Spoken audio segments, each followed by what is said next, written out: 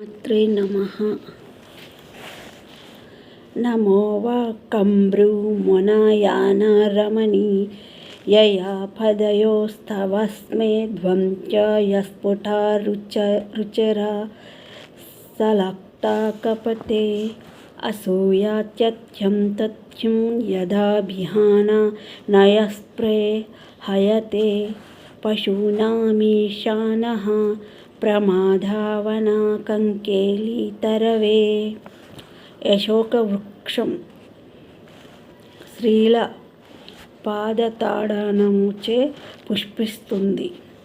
ఆ దోహదక్రియ చేయడానికి దేవి అశోక వృక్షం వద్దకు వెళ్ళి తన పారాని పాదాలతో ఆ వృక్షమును తాకుతుంది. అది చూచిన పరమశివుడు తన అర్ధాంగి పాదాలు మరొకరికి ప్రేమతో స్పృశించడము ఇష్టం లేక అసూయతో చూస్తున్నాడు. అట్టి నీ పారాని పాదాలు మాకు రక్షణ కాగలవు తల్లి. అశోక వృక్షం పద్మినీ జాతి శ్రీ పాదతాండనము వల్ల పువ్వులు పూస్తుంది. అశోక చరణపాత జ్ఞాయతే పుష్పావతారః అని దోహదక్రియ చెప్పబడింది.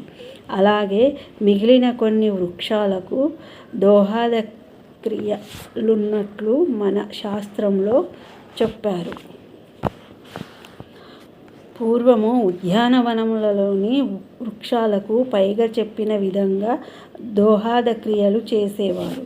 ఒక స్త్రీ అలంకరించుకున్న పాదాలతో అనగా పారాని, లత్తుక, గజ్జలు మొదలైనవి సింగారించుకొని ఆ పాదముతో తన్నితేనే అశోక వృక్షము పుష్పిస్తుంది.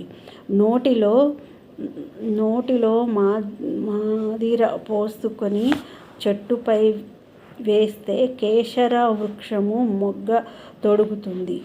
గోరెంత చెట్టు స్త్రీ ఆలింగనము వల్ల, తిలకా వృక్షం కేవలం చూడటం వల్ల, మామిడి చేతి స్పర్శ వల్ల, చంపకము ముఖరాగము చేత, కొండగోగు చెట్టు ఆ చెట్టుతో మాట్లాడడం వల్ల, వావిలి నోటి గాలి తగలడం వల్ల, ప్రేంకరణ వృక్షము పాట వినటం వల్ల, నామేరు వృక్షము చిరునవ్వు వలన ఆ కాలంలోనైనా పుష్పిస్తాయి.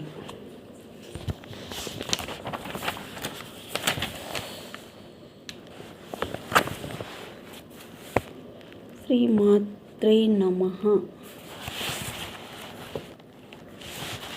ఓ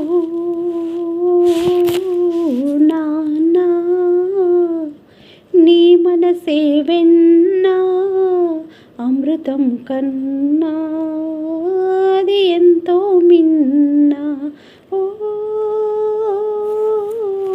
నాన్నా ఓ నాన్నా.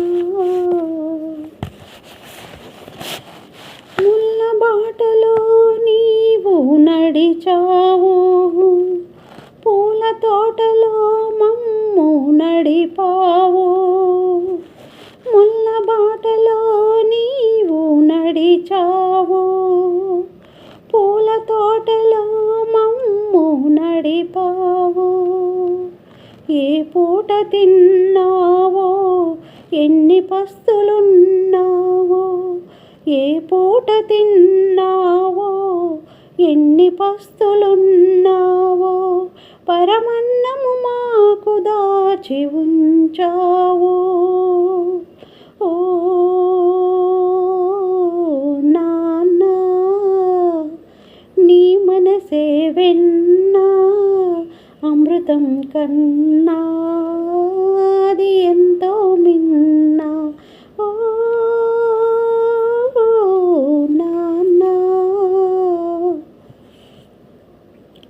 ఉన్ననాడు ఏమీ దాచుకున్నావో, లేని నాడు చేయి చాచుకున్నావో. ఉన్ననాడు ఏమి దాచుకున్నావో, లేని నాడు చేయి చాచనన్నావో. నీ రాజగుణమే మా మూలధనము, నీ రాజగుణమే మా మూలధనము, నీవే మా పాలి దైవము. ఓ